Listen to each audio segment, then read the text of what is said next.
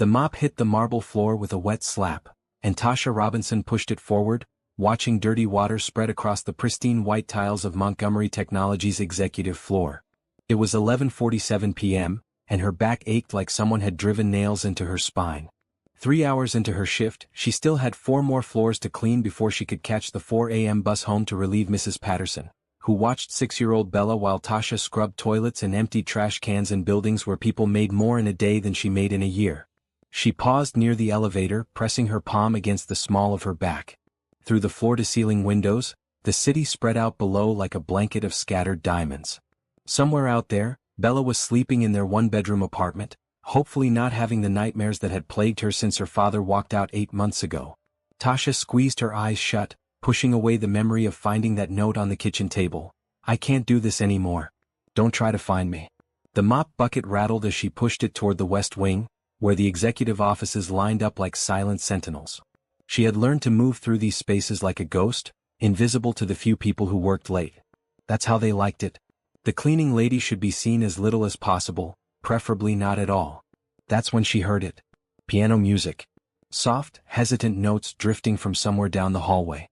Tasha froze, her wet hands gripping the mop handle.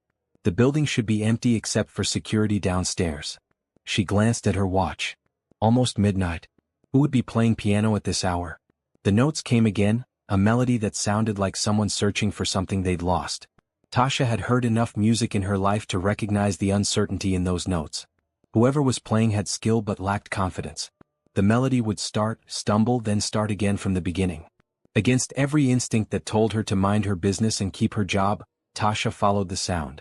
The music led her to the company's music room, a space she'd cleaned 100 times but never really looked at. Through the partially open door, she saw a grand piano, its black surface gleaming under recessed lighting. And at the bench sat a small girl, maybe 8 years old, with long dark hair that fell past her shoulders. She wore a blue dress with white flowers, and her small hands moved across the keys with a mixture of determination and frustration. Tasha's breath caught when she noticed the girl's eyes. They moved but didn't focus, staring straight ahead at nothing. The child was blind. The girl played 3 measures, stopped, and made a small sound of frustration. Her fingers found the keys again, but this time when she played, a wrong note rang out harsh and discordant. The girl's shoulders slumped. "It's the F sharp, not F natural," Tasha said softly before she could stop herself. The girl's head whipped toward her voice. "Who's there?" "I'm sorry. I didn't mean to scare you." Tasha stepped into the room, leaving her mop and bucket in the hallway. "I'm Tasha. I clean the building at night. I heard you playing. You're not supposed to be here." The girl's voice was small but not unkind. "Neither are you, I think." Tasha moved closer. "It's almost midnight. Does your mom or dad know where you are?" The girl's face crumpled slightly. "My mom died when I was born. My dad works all the time. He doesn't know I come here." Something in Tasha's chest twisted. "What's your name, sweetheart?" "Amara." "That's a beautiful name." Tasha stood near the piano now, looking down at this small girl who sat alone in an empty building, searching for music in the dark. "How did you get here?" "I live here." "Well, my dad's office is on the top floor and we have an apartment there. He works late. I get bored." Amara's fingers drifted over the keys without pressing them. "I found this room 3 months ago. There's a piano at home but my dad doesn't like when I play it. It makes him sad." "Why does it make him sad?" "My mom played piano. He keeps hers in the living room but he doesn't want anyone to touch it. Sometimes I hear him crying at night when he's in the room where her piano is." Amara's voice dropped to a whisper. "I think he wishes I was her instead of me." "Oh honey, no." Tasha sat down on the bench beside Amara without thinking. "I'm sure that's not true." "You don't know." Amara turned her face toward Tasha, her unseeing eyes somehow looking right through her. "Everyone thinks I don't understand but I do. My mom died because of me. If I wasn't born she'd still be here. He'd be happy." Tasha's throat tightened. She thought of Bella, of how fiercely she loved her daughter, of how she'd tear the world apart before letting Bella believe she was anything but wanted. "Your dad loves you. Sometimes grown-ups are just bad at showing it when they're hurting." Amara didn't respond. Her fingers found the keys again, playing those same uncertain measures. "May I?" Tasha gestured to the piano, then remembered the girl couldn't see her. "There's another piano over there. May I play with you?" Amara's face brightened. "You play?" "I used to. A long time ago." Tasha stood and walked to the second piano positioned across the room. She hadn't touched a real piano in 2 years. The keys felt cool under her fingertips, familiar as coming home. "What were you trying to play?" Tasha asked. "Something my nanny hums sometimes. She said my mom used to play it." Tasha's heart squeezed. "Play what you remember and I'll follow." Amara's small hands found the keys and she began. The melody was Chopin, Tasha realized. Nocturne in E-flat major. A piece about longing and love and loss. How did this child even know it? Tasha let Amara play through the first phrase, then joined on the second piano, her fingers remembering what her mind had tried to forget. She added harmony, filled in the gaps where Amara hesitated, supported the melody with gentle accompaniment. And something magical happened. Amara's playing transformed. With Tasha supporting her, the girl's confidence grew. She leaned into the music, her small body swaying. A smile spread across her face, the first genuine joy Tasha had seen there. They played together, two pianos singing the same song, one rough and uncertain, one weathered by life but still strong. Tasha closed her eyes, letting the music take her back to before. Before bills she couldn't pay. Before a husband who left. Before dreams died quietly in the night while she scrubbed other people's floors.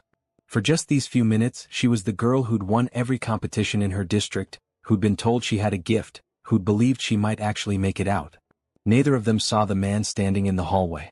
Richard Montgomery stood frozen outside the music room door, his hand pressed against the frame so hard his knuckles had gone white. Tears streamed down his face and he didn't bother wiping them away. He'd been working in his office when he heard the music. At first, he thought he was imagining it, that grief had finally broken something in his mind. Elena's piece. The nocturne she played the night he proposed. The last thing she played for him before the pregnancy complications, before the emergency delivery, before the doctors told him he could save one but not both. He'd chosen his daughter. And he'd hated himself for it every day since. Richard had avoided the music room since it was built. He'd never heard Amara play, always made excuses to leave the room when she practiced at home, couldn't bear the sound of the piano his wife had loved so much. But now, hearing this piece played by two people who didn't know he was listening, something inside him cracked open. The woman, whoever she was, played with a depth of emotion that spoke of loss as profound as his own. And Amara, his daughter he'd pushed away because looking at her meant remembering what he'd lost, played with a joy he'd never heard from her before. Richard slid down the wall and sat on the floor in the hallway, a billionaire CEO in a white suit, crying outside a music room while two strangers brought his wife's favorite piece back to life. Inside, Tasha and Amara reached the final measures. The music swelled, then softened, then faded into silence. Amara's hands lifted from the keys, and she turned her face toward Tasha with a smile so bright it could have powered the building. "That was perfect," Amara whispered. "Will you come back tomorrow night? Please? I've never had anyone play with me before." Tasha thought about her jobs, her daughter, the supervisor who checked her floors with white gloves and wrote her up for missing spots. She thought about every reason to say no. "Yes," she said. "I'll come back." Have you ever walked past someone who needed you and didn't stop? Have you ever been too busy, too tired, too worried about your own problems to see someone else's pain? Tasha almost kept walking. She almost left that little girl alone in the dark. But she stopped. She listened. She sat down and played. What would you have done? Please subscribe and comment below, because this story is about to show you what happens when one small act of kindness creates ripples that change everything.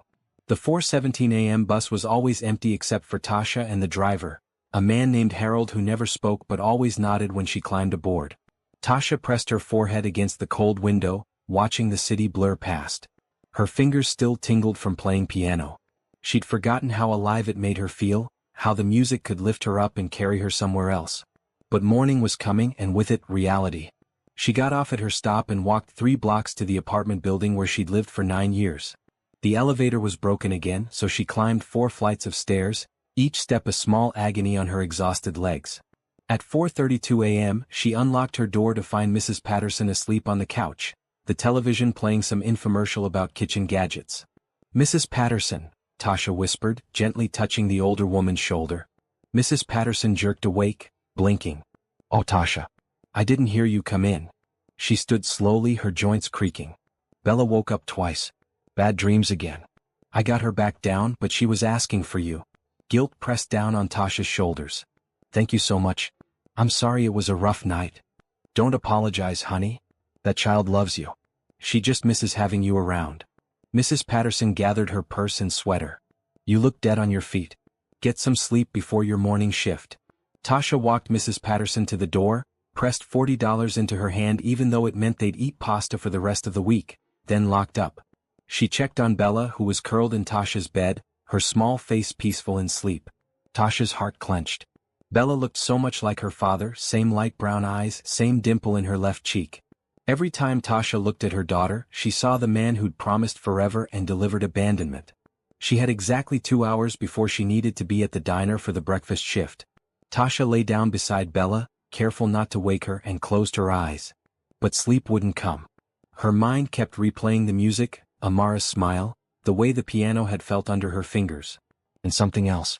A feeling she'd had in the hallway, like someone was watching them.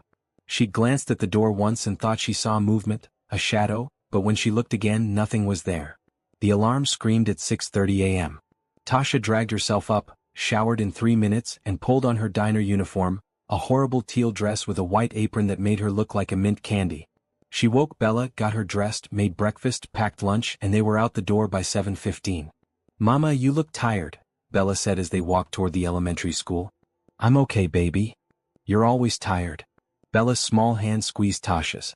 I wish Daddy was here to help you. Tasha's jaw tightened. We don't need him. We have each other, and that's enough.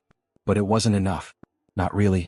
Tasha worked at the diner from 7 a.m. to 3 p.m., then rushed home to grab 2 hours of sleep before her evening shift at the grocery store from 6 p.m. to 10 p.m.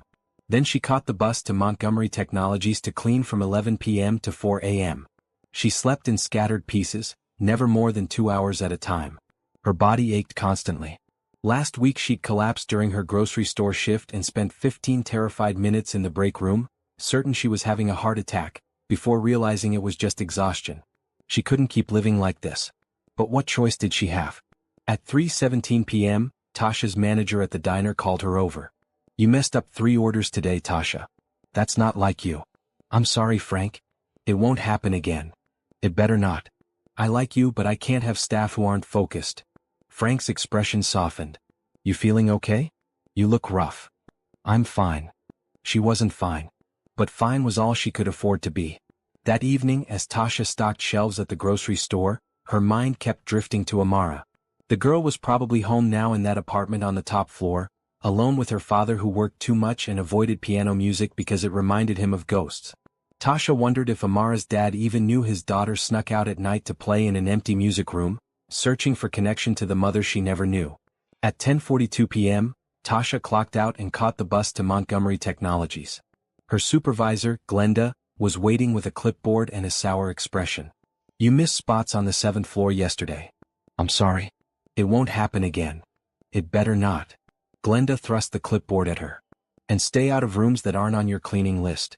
Security mentioned seeing you in the music room last night. Tasha's stomach dropped. I heard a noise and was checking it out. Making sure everything was secure. That's security's job, not yours. You clean. That's it. Glenda walked away, her shoes clicking sharply against the tile. Tasha stood in the lobby, her cleaning cart beside her, and felt the walls close in.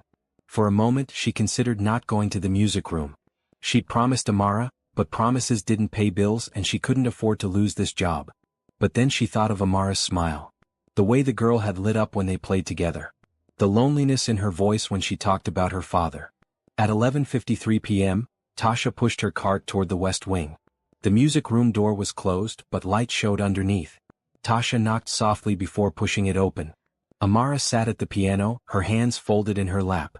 When she heard the door, her face broke into a huge smile. You came. I promised.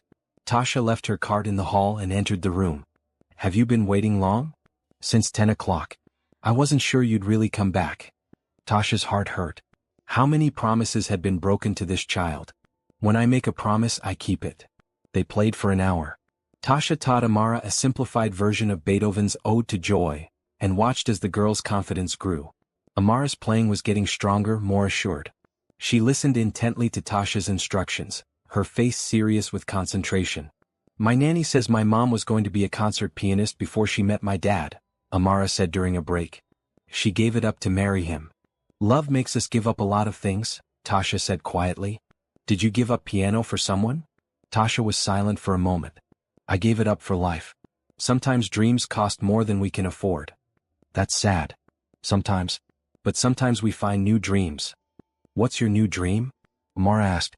Tasha looked at this blind girl who played piano alone in the middle of the night, who spoke about her mother like a story someone had told her, who smiled so brightly when someone just paid attention to her.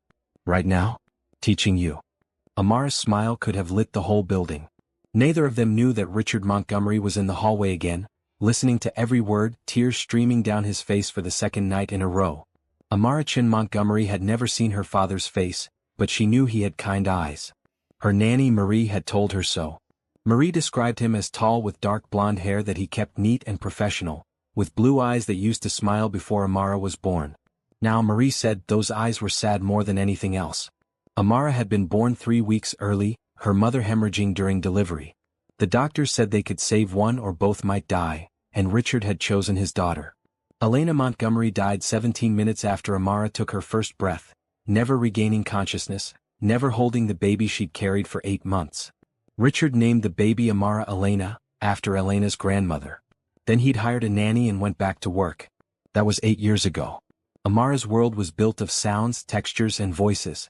She knew the apartment by the echo of her footsteps on different surfaces. Marble in the kitchen, hardwood in the hallway, thick carpet in her father's study where she wasn't supposed to go. She knew Marie by the rustle of her cotton dresses and the smell of rose lotion she always wore. She knew her father by his aftershave and the sound of his dress shoes, always in a hurry, always leaving. Most days Amara woke up and Marie was there. They'd have breakfast, then lessons with various tutors. Math, science, literature, languages. Amara was smart, her tutors said, gifted even. She memorized everything she heard, could recite entire books after Marie read them once. But what Amara loved most was music. The piano in their apartment sat in the living room, a Steinway grand that had belonged to Elena. Marie told Amara it was beautiful, black and glossy, with ivory keys that Elena's fingers used to fly across. Sometimes Amara would sneak out of bed and feel her way to the piano, running her hands over the smooth wood, imagining her mother sitting there, playing the music Amara would never hear her perform. But whenever Richard was home and heard Amara at that piano, he'd ask her to stop. His voice would get tight and painful, and then he'd disappear into his office for hours. So Amara stopped playing when he was around, which meant she almost never played at all because even when he was home he was working. 3 months ago Amara had been exploring. The apartment connected to Richard's executive suite through a private elevator, and that elevator went down to the main building. Marie thought Amara was napping, but Amara had developed a talent for moving silently through spaces, her other senses compensating for her lack of sight. She'd found the music room by accident. The door was open and she'd heard an echo that sounded different from the rest of the building. Inside, her hands found 2 pianos. She'd been so excited she'd laughed out loud. Since then, whenever she could sneak away, Amara went to the music room. Marie thought she was reading in her bedroom. Richard thought she was asleep. And Amara would feel her way through the quiet building to the one place she felt truly free. She'd been trying to learn her mother's favorite piece for weeks, working from memory of Marie's humming. But without anyone to teach her, she kept getting stuck. Then Tasha came. Amara didn't understand what a janitor was until Marie explained that Tasha cleaned the building. That seemed wrong to Amara. Tasha played piano like an angel. How could someone who played that beautifully spend her time mopping floors? Life isn't fair, sweet girl, Marie had said when Amara asked. Sometimes talented people don't get the chances they deserve. On their 3rd night together, Amara asked Tasha about her life. Tasha told her about Bella, about working 3 jobs, about a husband who left and dreams that got packed away in boxes. Don't you wish you'd become a pianist? Amara asked. Every day, Tasha admitted. But I love my daughter more than I loved piano. That's the trade I made. Would you teach me? Really teach me, I mean not just playing together at night? Tasha was quiet for a long time. Amara, honey, I can't. I barely have time to sleep. And I don't think your father would be okay with the cleaning lady giving his daughter piano lessons. He doesn't care what I do. That's not true. Yes, it is. Amara's voice cracked. He looks at me and sees my mom dying. He hears me play and leaves the room. He works all the time so he doesn't have to be with me. I know he wishes things were different. I wish I could make him happy, but I don't know how. Tasha moved to sit beside Amara on the bench. Your father loves you. I know he does. How do you know? You've never met him. Because anyone who heard you play and didn't fall completely in love with you would have to be dead inside. And your father built you this amazing space with 2 pianos. He pays for tutors and nannies. He's trying even if he's bad at showing it. I just want him to look at me without being sad. Tasha wrapped an arm around Amara's shoulders. Maybe music can help. Maybe if he heard you play, really heard you, he'd see how special you are. He won't listen. He never listens. But Tasha was wrong about one thing. Richard had heard Amara play. He'd heard every note, every lesson, every conversation between his daughter and this woman who showed up in the middle of the night and gave Amara something he couldn't. Joy. And it was breaking him apart and putting him back together at the same time. Richard Montgomery had not cried in 8 years. Not at Elena's funeral. Not during the first year of Amara's life when the guilt nearly crushed him. Not on Amara's birthdays when he gave her expensive gifts and saw the disappointment in her face because what she wanted was just him, present and whole. But for 3 nights running, he'd sat in the hallway outside the music room and wept like a child.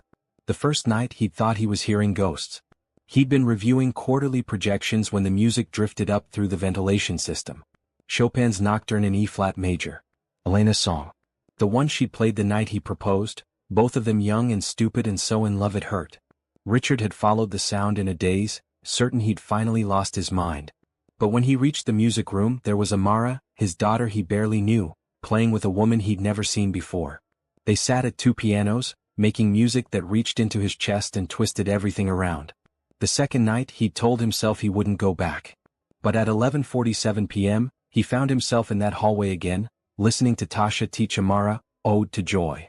He heard their conversation. Heard Amara say he didn't care about her. Heard Tasha defend him even though they'd never met. The third night he brought a chair. Richard sat outside the music room door and listened to his daughter laugh. Actually laugh, bright and free and genuine. When was the last time he'd heard her laugh? When was the last time he'd made her laugh? Tasha was teaching Amara a simplified version of Clair de Lune, and Amara kept making mistakes and giggling at herself. I sound like a cat walking on the keys. You sound like someone learning, Tasha said. That's how it's supposed to sound. When I first learned this piece I was 13 years old and thought I was hot stuff. My teacher made me play it for my whole class and I messed up so badly I ran out crying. But you know what? I went home and practiced for 6 hours straight. The next week I played it perfectly. 6 hours? I was stubborn. And I wanted it bad enough to work for it. Tasha paused. You have a gift, Amara. Real talent. With the right training you could be extraordinary. Really? Really? Richard's hands shook. He'd never told Amara she was talented. He'd never told her much of anything because talking to her meant looking at her, and looking at her meant remembering Elena's last words before the anesthesia took her. If something goes wrong, save the baby. Promise me. He'd kept that promise. And hated himself for it. But listening to Amara now, hearing her joy, her hunger to learn, her brightness that persisted despite having a father who was physically present but emotionally gone, Richard felt something shift inside him. Shame. Deep, burning shame at what he'd done to this child. Amara hadn't asked to be born. She hadn't killed her mother. Elena had chosen to risk pregnancy knowing her heart condition made it dangerous. Elena had begged him to try anyway because she wanted a baby so badly. And when the worst happened, Elena had chosen Amara over herself. Richard had spent 8 years punishing his daughter for surviving. On the 4th night, Richard didn't go to the hallway. Instead, he researched Tasha Robinson. What he found made his chest ache. Single mother, 3 jobs, living in a 1-bedroom apartment in a neighborhood where gunshots were regular background noise. A daughter named Bella, 6 years old, enrolled in a struggling public school. Husband Marcus Johnson, whereabouts unknown, 3 months behind on child support before he disappeared completely. And buried deeper in the search results, Richard found newspaper clippings from 9 years ago. Tasha Williams, 17 years old, winner of the regional piano competition. Tasha Williams accepts scholarship to State University music program. Tasha Williams, promising young pianist, performing at the Governor's Arts Gala. Then nothing. The trail went cold. Richard kept digging. He found a marriage certificate, Tasha Williams to Marcus Johnson. Then a birth certificate for Bella Johnson. Then eviction notices, unpaid bills, a whole paper trail of struggle and poverty. Tasha had been extraordinary. She'd had a future.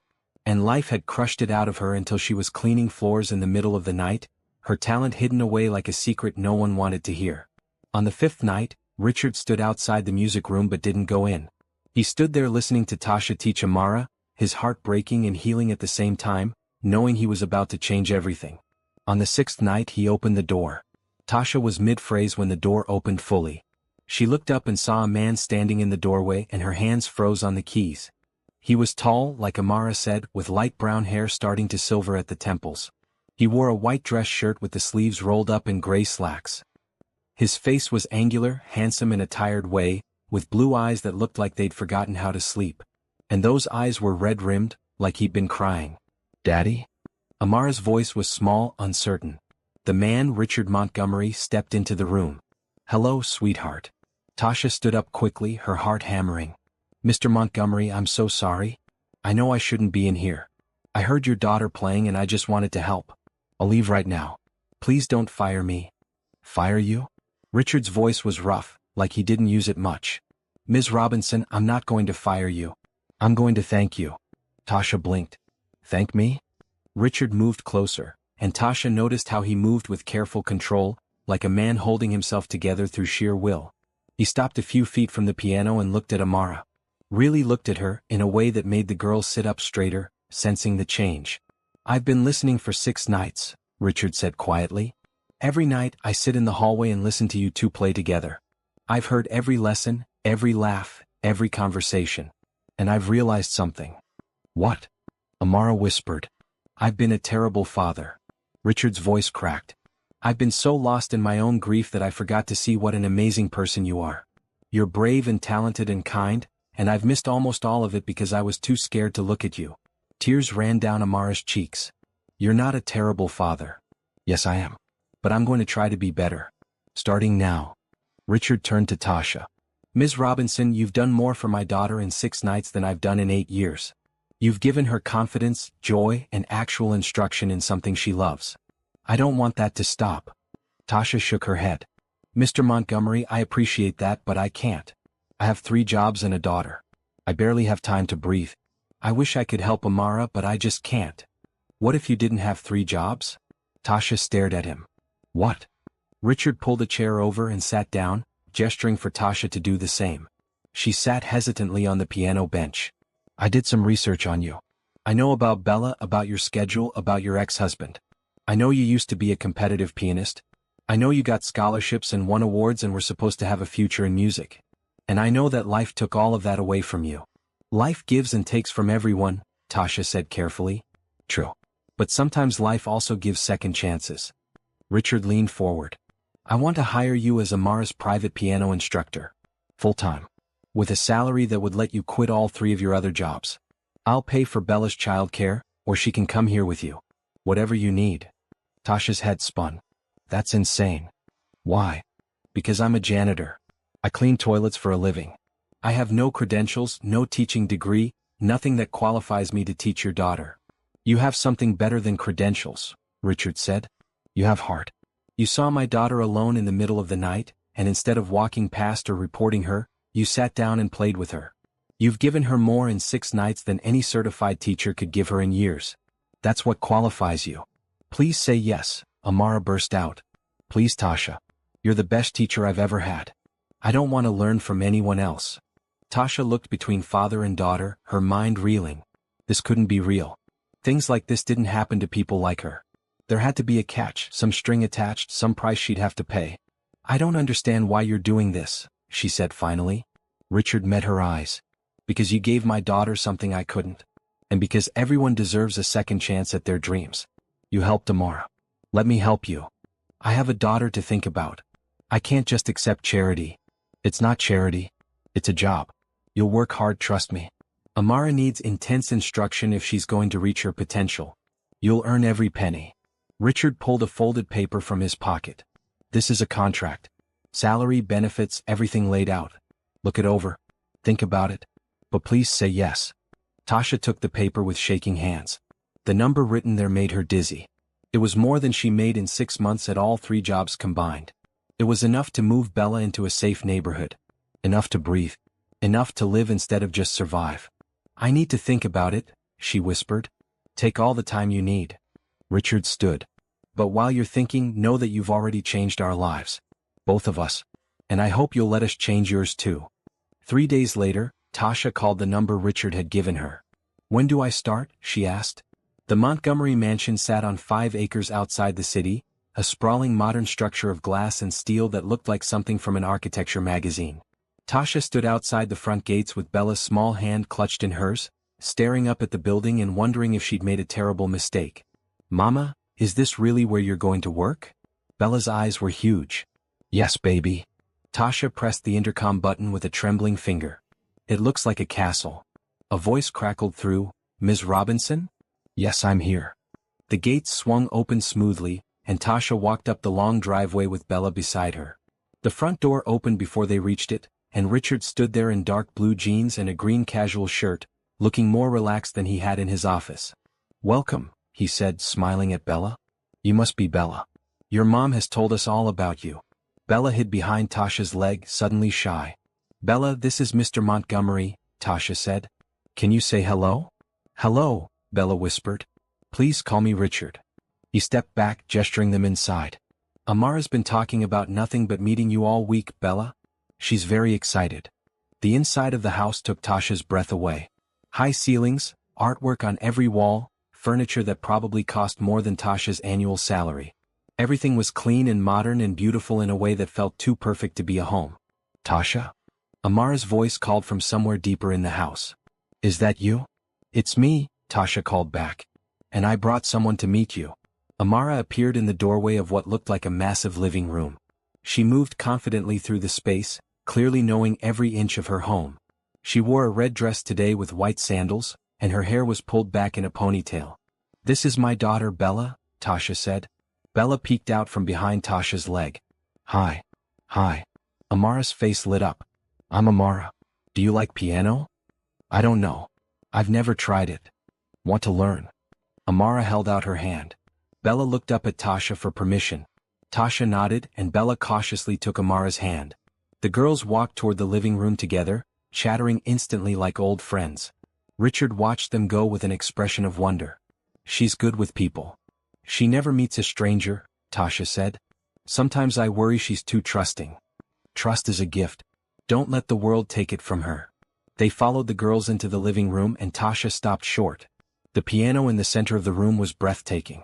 A black Steinway grand, gleaming under recessed lighting, positioned perfectly between floor-to-ceiling windows that looked out over manicured gardens. "That was Elena's," Richard said quietly. "Amara wants to learn on it, but I've been too scared to let her touch it." "Stupid, right? It's just an instrument." "It's not stupid. It's grief." Richard turned to look at her. "You understand that, don't you? Loss." "Yes." Tasha watched Amara show Bella how to sit at the bench, how to curve her fingers over the keys. "When my husband left, he took more than just himself. He took my belief that good things could last, that I deserved better. I'm still learning how to trust again." "Did you love him?" "I thought I did. Now I think I loved who I wanted him to be, not who he actually was." Tasha smiled sadly. "But he gave me Bella, so I can't regret it completely." "Elena wanted a baby so badly," Richard said. "She had a heart condition, and the doctors warned her that pregnancy would be dangerous. But she insisted. She said she'd rather risk it than live without trying. I was terrified the whole 9 months. And then everything I was afraid of came true. I'm sorry. For 8 years I blamed myself. If I'd said no to trying. If I'd pushed harder for her to adopt instead. If I'd been stronger, faster, better in that delivery room." Richard's voice was barely above a whisper. "I blamed Amara too. Not consciously, but I did. Every time I looked at her, I saw what I lost. And now I see what I was about to lose twice. My daughter needed me, and I was so lost in the past that I couldn't see the present." He looked at Tasha. "You gave me that. You showed me that Amara isn't a reminder of death. She's a celebration of life. Elena's life. Our life. Her own life." Tasha's throat tightened. "She's extraordinary. You should be so proud." "I am." Finally. They stood together watching the girls at the piano. Amara was teaching Bella Twinkle, Twinkle Little Star, patiently guiding Bella's fingers to the right keys. Bella's face was scrunched in concentration, and when she hit the right sequence, both girls laughed with delight. "Ready to start officially?" Richard asked. "Ready." For the next 3 hours, Tasha taught both girls together. She started with basics for Bella and more advanced techniques for Amara. Richard sat in a chair by the window, watching with an intensity that should have made Tasha nervous but somehow didn't. He was learning too, she realized. Learning how to be present. How to be a father. At lunchtime, a man in a butler's uniform, Thomas, brought sandwiches and fruit. The four of them ate together in the garden, and Tasha felt something unfamiliar settle over her. Contentment. This wasn't just a job. It was becoming something more. A place. A purpose. Maybe even a new beginning. After lunch, Richard asked if Tasha would play something on Elena's piano. I haven't heard anyone play it in 8 years. I think it's time. Tasha sat at the beautiful Steinway and let her fingers drift over the keys. She played the Nocturne, the piece she and Amara had first played together. As the music filled the room, she watched Richard close his eyes, tears streaming down his face, but this time they looked like healing tears. Released tears. When she finished, the room was silent except for the sound of Richard trying to compose himself. "Thank you," he whispered. Amara walked over to her father and climbed into his lap. Richard wrapped his arms around her and held on tight, 8 years of distance dissolving in a single embrace. "I love you, sweetheart," he said into her hair. "I'm so sorry I forgot to show you. I love you too, Daddy." Bella came and leaned against Tasha's leg and Tasha pulled her close. The four of them stayed like that, connected by music and loss and the fragile hope of second chances. 6 weeks into her new job, Tasha felt like a different person. She slept in a bed instead of in scattered pieces. She ate meals instead of grabbing whatever was fastest. She spent time with Bella, really spent time, not just the rushed minutes between jobs. And she played piano every single day. Amara was progressing rapidly. With daily instruction, the girl's natural talent was blossoming into something truly special. She had perfect pitch, an incredible memory, and an emotional depth to her playing that left Tasha speechless sometimes. Amara was only 8, but she played with the understanding of someone who'd lived a dozen lifetimes. Bella had taken to piano too, though her interest was more casual. She liked playing simple songs and making up her own melodies. Tasha cherished those moments, sitting with both girls at the piano, their different personalities reflected in how they approached the music. Richard had changed too. He came home from work at reasonable hours now. He ate dinner with Amara. He asked about her day, her lessons, her dreams. He sat in on practice sessions, sometimes for hours, just listening.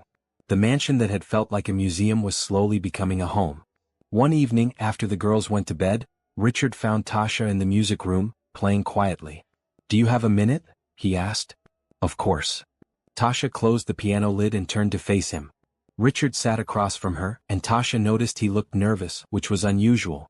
Since that first day, he'd been nothing but confident and kind, treating her like a valued colleague rather than hired help. "I have a proposal," he said. "But I want you to think about it carefully before answering. Feel free to say no." "Okay. I want to sponsor a charity concert. Music education for underprivileged children. The proceeds would go to creating free programs in schools that can't afford music teachers." Richard leaned forward. "And I want you and Amara to be the performers." Tasha's stomach dropped. "Richard, I can't. I haven't performed in years. I'd be terrible." "You wouldn't? You're extraordinary. I'm a teacher now, not a performer. You're both. Tasha, I've heard you play every day for 6 weeks. You have a gift that deserves to be shared with more than just us. And Amara needs to see what her future could look like. She needs to understand that her blindness doesn't limit her potential." Tasha shook her head. "This is too much. The pressure alone would destroy me. And what if I fail? What if I embarrass you and Amara? You won't fail. And even if something goes wrong, that's okay. The point is showing up, being brave, using your gifts to help others." Richard's expression softened. "I know you're scared. But I've watched you be brave every single day. You were brave when you sat down at that piano with Amara the first night. You were brave when you accepted this job. You're brave when you teach these girls that music can heal. This is just one more act of bravery. When would this concert be? 3 months from now. Plenty of time to prepare." Tasha closed her eyes, her heart racing. Every instinct told her to refuse, to stay safe, to avoid risk. But another voice, quieter but growing stronger, reminded her of the girl she used to be. The one who competed fearlessly. The one who believed she could do anything. "Can I think about it?" "Take all the time you need." 2 days later, Tasha found Richard in his study. "I'll do it. But Bella and Amara have to perform too. A duet they've been working on. If I'm going to be terrified, they should get to shine alongside me." Richard smiled. "Deal." The next 3 months were a blur of preparation. Tasha chose pieces that meant something to her, music that told stories of struggle and hope and triumph. She practiced until her fingers ached, until the notes became part of her breathing. Amara worked twice as hard, determined to prove that blindness was just a detail, not a limitation. And in secret, Bella and Amara prepared their surprise duet. They practiced when Tasha and Richard weren't around, giggling and shushing each other, refusing to reveal what they were working on. As the concert date approached, Tasha's anxiety grew. She woke up with her heart racing, convinced she'd forget everything the moment she sat at the piano. Richard found her one evening, sitting in the music room with her head in her hands. "Tell me what you're afraid of," he said gently. "Failure. Disappointing you. Proving that I was never good enough in the first place." "You're already good enough. You've always been good enough." Richard sat beside her. "Do you know what Amara told me yesterday? She said you're the bravest person she knows. Not because you're fearless, but because you're terrified and you do hard things anyway." "I don't feel brave." "Brave people rarely do." Richard turned to face her fully. "Tasha, in the past 3 months, you've changed our lives completely. This house has music in it again. Amara laughs every day. I've learned how to be a father. You did that. One concert isn't going to change any of that, whether it goes perfectly or not. What if I mess up?" "Then you mess up. And we'll all still be here, still grateful, still changed by knowing you." Tasha looked at him, this man who'd been a stranger 4 months ago and now felt like family. "Thank you for taking a chance on me. Thank you for taking a chance on us." The night before the concert, Tasha couldn't sleep. She lay in the guest room Richard had insisted she and Bella use rather than commuting back to their apartment, staring at the ceiling. Tomorrow she'd perform in front of hundreds of people. Tomorrow she'd either prove she still had what it took, or she'd confirm every fear that told her she was nothing special. But when morning came and Tasha saw Amara's excitement, Bella's pride and Richard's confidence, she felt her fear transform into something else. Determination. She might be terrified, but she was going to do this anyway. For these girls who believed in her. For Richard, who'd given her a second chance. For herself, the woman she used to be and the woman she was becoming. It was time to be brave. The concert venue was magnificent. The Grand Performing Arts Center downtown, with seating for 800 people, state-of-the-art acoustics, and a stage that seemed to stretch forever. Tasha stood backstage, peeking through the curtain at the filling seats, and felt her breakfast threaten to come back up. "Mama, you look green," Bella said, tugging on Tasha's blue dress. "I'm okay, baby." Tasha knelt down to Bella's level. "Are you nervous about your performance?" "Nope. Me and Amara practiced 1,000,000 times. We're going to be great." Bella's confidence was absolute, the way only a 6-year-old's could be. Amara approached, guided by Richard. She wore a beautiful green dress that made her look older than 8. "Is there a big crowd?" she asked. "Huge," Tasha said, her voice shaking. "Good. That means lots of people will hear us and maybe donate money to help kids learn music." Amara reached for Tasha's hand. "You're going to be perfect." "How do you know?" "Because I've heard you play every day. You're the best pianist I know." Richard stepped closer, adjusting his red tie. 5 minutes until curtain. "How are we feeling?" "Terrified," Tasha admitted. "Good. That means you care." Richard placed a hand on her shoulder. "Remember, this concert isn't about perfection. It's about sharing something beautiful and raising money for a good cause. The people out there want to support you. They're on your side. What if I freeze up there? Then Amara will cover for you. Or I'll come out and tell terrible jokes until you recover. We're a team. You're not alone in this." Marie appeared with water bottles. 3 minutes. "Bella, sweetheart, you need to use the bathroom one more time." After Bella left with Marie, Richard pulled Tasha aside. "I need to tell you something before you go out there. If it's bad news, please wait." "It's not bad. It's just true." Richard took a breath. "These past 4 months have been the best of my life since Elena died. You didn't just teach Amara piano. You taught me how to live again. How to be present. How to see my daughter as a person instead of a reminder of loss. And you did it without even trying, just by being exactly who you are." Tasha's eyes filled with tears. "Don't make me cry. I'll ruin my makeup. I'm serious. Whatever happens tonight, I want you to know that you've already succeeded at the most important thing. You brought music back into our lives. The rest is just details." "Places," a stagehand called. Tasha walked to the wings on shaking legs. Through the curtain, she could hear the crowd settling, programs rustling, conversations fading. Her hands felt like ice. Her heart hammered against her ribs. The lights dimmed. An announcer stepped onto the stage. "Ladies and gentlemen, thank you for joining us this evening for a very special concert benefiting music education in our public schools.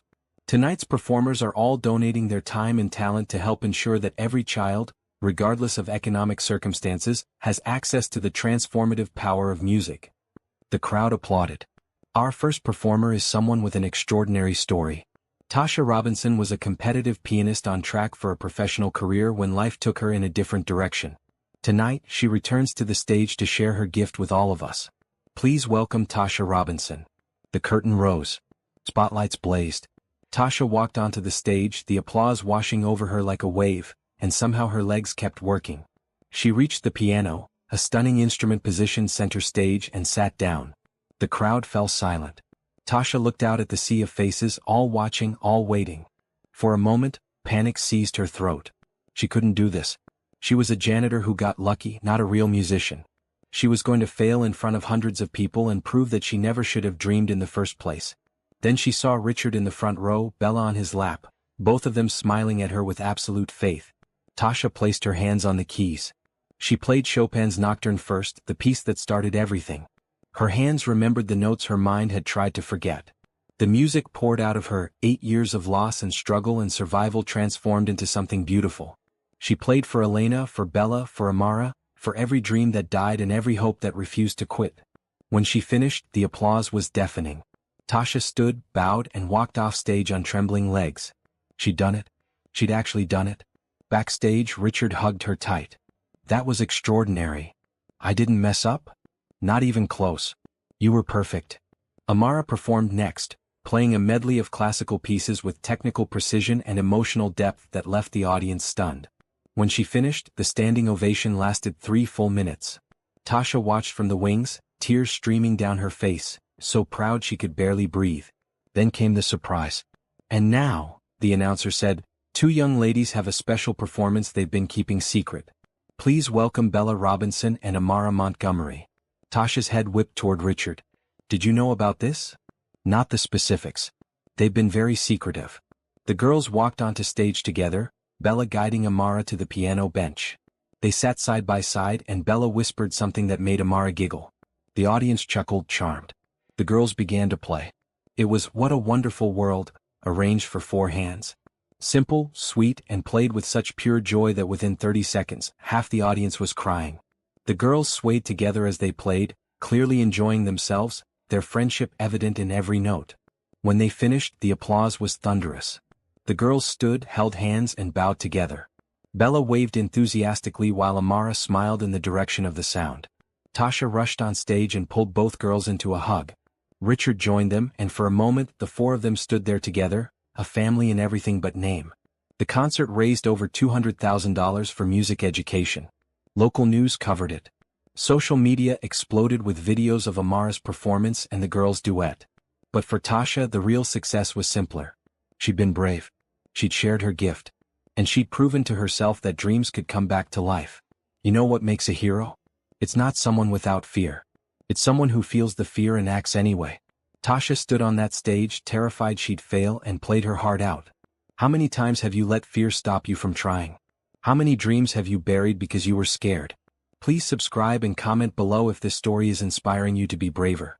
Because we're not done yet. What comes next will show you what happens when love and courage create something beautiful. The weeks following the concert blurred together in the best possible way. Tasha received calls from 3 different music schools asking if she'd consider teaching master classes. A local magazine wanted to do a feature on her and Amara. Richard's foundation received applications from over 50 schools requesting funding for music programs. But more important than any of that was what happened at home. Richard started coming to breakfast every morning. He'd sit with Amara and tell her about his day ahead, ask her opinion on decisions, treat her like the intelligent person she was. Amara bloomed under the attention, her confidence growing daily. Bella adjusted to her new school, one of the best private elementary schools in the city that Richard had insisted on paying for. She made friends quickly and brought them home for playdates where the house filled with laughter and chaos and life. And Tasha discovered what it felt like to exhale. For the first time in years, she wasn't constantly calculating how many hours until her next shift, how to stretch $5 into a week of meals, whether she'd have to choose between electricity and food. She had time, space, permission to be more than survival mode. One evening, 6 weeks after the concert, Tasha found Richard in the garden. He sat on a bench overlooking the fountain, his jacket off, his sleeves rolled up, looking more relaxed than she'd ever seen him. "Mind if I join you?" she asked. "Please." He shifted over to make room. They sat in comfortable silence for a moment, watching the sunset paint the sky pink and orange. "I've been thinking about something," Richard said finally. "What's that?" "This arrangement we have. You teaching Amara, living here part of the time, being part of our family. It works really well." "It does." Tasha smiled. "I never expected to feel so at home here. That's the thing." Richard turned to face her fully. "This is your home now. Yours and Bella's. I don't want you to think of yourself as an employee anymore. Your family." Tasha's throat tightened. "Richard, I don't know what to say." "You don't have to say anything. I just wanted you to know that you belong here. Both of you." He paused, seeming to gather courage. "And I need to tell you something else. Something I've been trying to find the words for." "Okay. I'm falling in love with you." Tasha's breath caught. "What?" "I know it's complicated.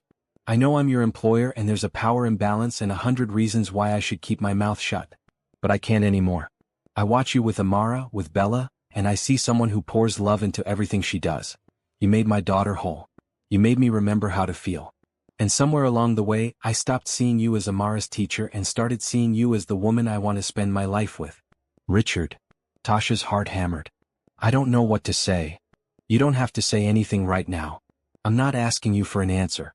I'm just being honest about how I feel. You've been alone for so long, carrying everything by yourself. I want you to know that you don't have to do that anymore. I want to be your partner, your support, your friend, and maybe more if you'll let me." Tasha thought about the man Richard had been when she first saw him. Broken, distant, lost in grief. And the man he was now, present and whole and open. She thought about how natural it felt when the four of them sat together at dinner, how right it seemed when Richard helped Bella with her homework while Tasha worked with Amara, how the house felt alive in a way that had nothing to do with the mansion itself and everything to do with the people in it. "I'm scared," she admitted. "My ex-husband destroyed my ability to trust. What if I let myself feel something for you and it all falls apart? Then we'll deal with it together." "But Tasha, I'm not him. I'm not going anywhere. I've finally found something worth staying for and I'm not going to walk away from it. From you. I need time. Take all the time you need. I'm not going anywhere." Tasha stood up, her mind spinning. "I should go check on the girls." "Tasha." Richard stood too. "Whatever you decide, nothing changes. You and Bella are family. That's not conditional on how you feel about me." Tasha nodded, too emotional to speak, and walked back into the house. That night, lying in bed with Bella curled against her side, Tasha thought about love. She believed in it once, gave everything to it, and had it destroy her. But watching Richard with Amara, seeing how he'd fought through his grief to become the father his daughter needed, witnessing his gentleness with Bella, his respect for Tasha herself, she realized that maybe love wasn't what she thought it was. Maybe love wasn't the fireworks and passion that burned hot and died fast. Maybe love was showing up, being present, doing the work, choosing someone every single day. Maybe love was a man who sat in a hallway for 6 nights, listening to piano music and crying, then having the courage to change everything. 3 weeks later, Tasha found Richard in his study. "Can we talk?" she asked. "Of course." He set down the papers he'd been reviewing. Tasha closed the door and sat across from him. "I've been thinking about what you said. About falling in love with me." "You don't have to respond. I meant what I said. Whatever you decide, nothing changes between us. Let me finish." Tasha took a breath. "I'm falling in love with you too. I think I have been for a while, but I was too scared to admit it. You gave me back my dreams. You gave Bella stability and opportunities. You showed me what it looks like when someone actually follows through on their promises. And more than that, you let me see you. The broken parts, the grief, the struggle to be better. That vulnerability is what convinced me you're real." Richard's eyes shone. "Tasha, I'm still scared. I probably always will be. But I'm tired of letting fear make my decisions. So yes, Richard. Yes to whatever this is between us. Yes to taking a chance. Yes to building something together." Richard crossed the room and took her hands. "I promise I won't let you down." "I know. And if you do, we'll figure it out. That's what partners do." He pulled her close, and Tasha let herself sink into the embrace, marveling at how safe she felt. "All right." When they told the girls, Amara shrieked with joy. Bella bounced around the room chanting, "We're going to be sisters." And Tasha thought about how broken they'd all been just months ago. For people carrying different kinds of loss, now finding healing in each other. Life wasn't perfect. There were still hard days, moments of doubt, reminders that healing wasn't linear. But they were facing it together now, a chosen family built on music and kindness and the courage to try again. 6 months later, Tasha stood in Richard's office, looking at architectural plans spread across his desk. The building designs showed a modern 3-story facility with multiple music rooms, a small concert hall, recording studios, and practice spaces. "This is incredible," she breathed. "But what is it?" "The Robinson Montgomery Center for Musical Arts," Richard said, pointing to the title at the top of the plans. "A tuition-free music school for underprivileged children. Full curriculum, professional instruction, instrument loans, everything a kid needs to discover their potential." "You can't name it after me." "Why not? It's your vision." "The concert we did raised enough money to start construction, but I'm donating the land and initial funding. This is going to be your project, Tasha. You'll be the director." Tasha sank into a chair, overwhelmed. "I don't know how to run a school." "You'll learn. And you'll have help. I've already hired an administrative team. But the vision, the teaching philosophy, the heart of it? That's all you." "Why are you doing this?" Richard knelt beside her chair. "Because you changed my life. Because Amara deserves a world where every kid like her has access to great teachers. Because you have a gift for seeing potential in people, and I want to give you the resources to share that gift with as many children as possible." Tasha looked at the plans again, her mind spinning with possibilities. A real school. A place where kids like she'd been could learn without worrying about cost. Where talent mattered more than zip code. Where music could transform lives the way it had transformed hers. "I accept," she said. "With gratitude and absolute terror, I accept." Richard laughed and kissed her forehead. "That's my girl." The school took 8 months to build. During that time, Tasha assembled a faculty of talented teachers who shared her vision. They developed scholarship programs, outreach initiatives, and partnerships with public schools. The Robinson Montgomery Center would serve 200 students in its first year, with plans to expand. But something else happened during those 8 months. Richard proposed. He did it simply, privately, just the two of them in the music room where everything started. No grand gesture, no fireworks. Just Richard on one knee with a simple ring, asking Tasha if she'd build a life with him. She said yes without hesitation. They married 3 months later in a small ceremony in the garden. Amara played piano while Bella scattered flower petals. Thomas officiated, having gotten ordained online specifically for the occasion. Marie cried through the entire ceremony. And Tasha wore a beautiful yellow dress that made her feel like sunshine. When Richard kissed his bride, both girls cheered so loudly they drowned out the traditional applause. The reception was intimate, just close friends and family. But the joy was immense. Tasha danced with Richard under string lights, Bella danced with Amara, and for one perfect evening, everything was exactly as it should be. On the night before the music center's grand opening, Tasha couldn't sleep. She walked through the finished building, running her hands over the pianos, looking at the bright practice rooms, imagining them filled with children discovering their voices. Richard found her in the main concert hall, standing center stage. "Nervous?" he asked. "Excited? Grateful. A little bit terrified. So normal for you." He joined her on stage. "Do you ever think about where we'd be if you hadn't heard Amara that first night?